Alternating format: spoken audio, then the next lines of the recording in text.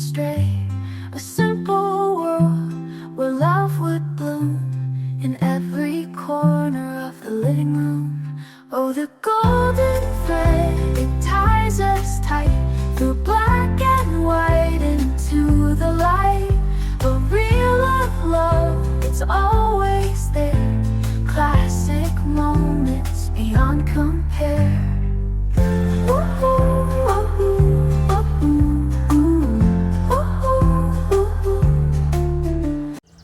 Welcome back to The Golden Thread. I'm Bob, and this series is created in collaboration with the Classic TV Preservation Society, founded by Herbie J. Pilato.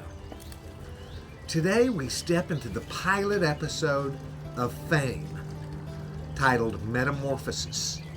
It first aired in 1982 and follows a group of young performers entering New York City's High School of Performing Arts, each of them carrying talent, ambition, and something a little more fragile underneath. There's something about walking into a place where everyone seems to already belong. You can feel it before a single word is spoken. The way people carry themselves, the way they move, the quiet, unspoken confidence that says, I know how this world works. And then there's you, standing just slightly outside of it, trying to figure out where your edges fit. That's where we meet Julie. She's new, not just to the school, but to the city, to the rhythm of it, to the expectations. There's a moment early on where she's asked a simple question: why she's there. And instead of giving the polished answer everyone expects, she tells the truth. Her parents just divorced. It's not dramatic, it's not performed, it's just real. And in a place built on performance, that kind of honesty almost feels out of place. Around her, the world is already in motion. Coco moves through it like she's already decided who she is. There's confidence there, sharp, fast, almost effortless. But if you watch closely, it's not just confidence, it's construction. She isn't waiting to be seen.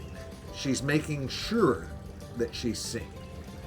And then there are the teachers, not unkind, but not gentle either. They don't promise comfort. They promise something else, something closer to truth. There's a line that echoes through the halls like a quiet warning. Fame costs.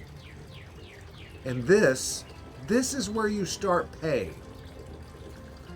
It's easy to hear that as motivation.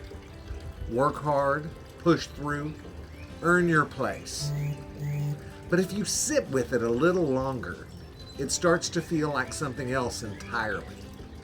A question, maybe. What does it cost to become who you are trying to be? Because transformation isn't always graceful. Sometimes it looks like Julie, sitting in a classroom where she doesn't quite understand the rules yet, realizing that simply being herself might not be enough to survive here. Sometimes it looks like Coco, shaping herself into something bold and undeniable, because waiting quietly in the background was never going to work. And sometimes it looks like a room full of people who are all becoming something new at the same time. And none of them are quite sure what they're leaving behind in the process.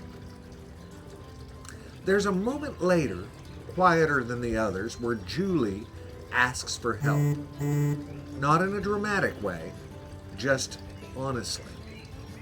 She finds someone who seems to understand how this world works, and she asks if she can teach her. And what she's really asking isn't about the city. It's about belonging. How do you move through a place like this without losing yourself? And that's where the thread begins to show. Because every one of us has walked into a room like that at some point. A new job, a new city, a new group of people, a new chapter of life that didn't come with instructions. And somewhere in those early moments, there's always that quiet negotiation.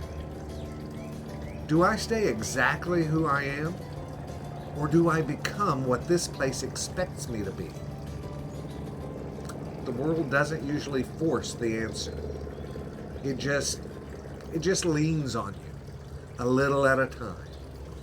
Through expectations, through comparison, through the subtle ways we start to adjust our voice, our posture, our choices, just a little to fit a little more cleanly into the space around us.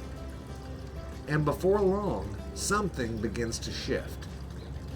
Not all at once, just enough that one day you pause and wonder, is this still me?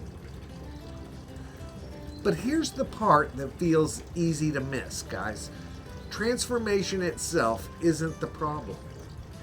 Growth isn't the danger.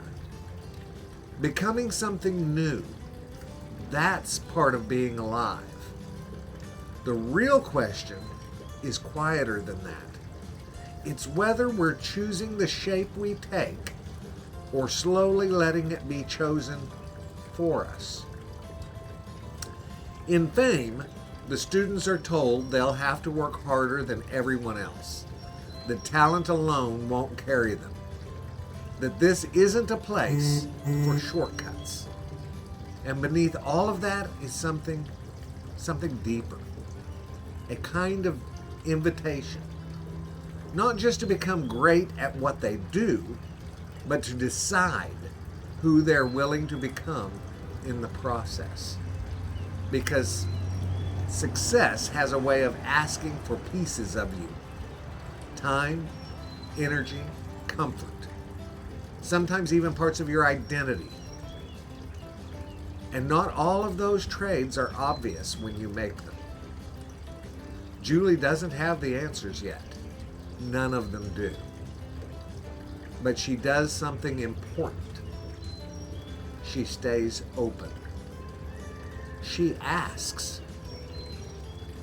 She keeps reaching toward understanding instead of closing herself off to it. And maybe that's where the thread really lives. Not in having it all figured out, but in staying aware enough to notice when you're changing, and brave enough to ask yourself why. Because becoming who you're meant to be shouldn't feel like disappearing. It should feel like something deeper coming into focus. Even if it takes time, and even if it's uncomfortable, even if the world around you is moving faster than you're ready for. Sometimes the hardest part isn't stepping into a new life. It's holding on to yourself while you do. And maybe that's the quiet truth that this episode leaves us with. Not that transformation is something to chase, but something to walk through carefully, with your eyes open, with your heart intact, and with just enough awareness to recognize yourself on the other side. Until next time, guys, this is the Golden Thread. Talk to you soon. Later, Gators. Bye-bye.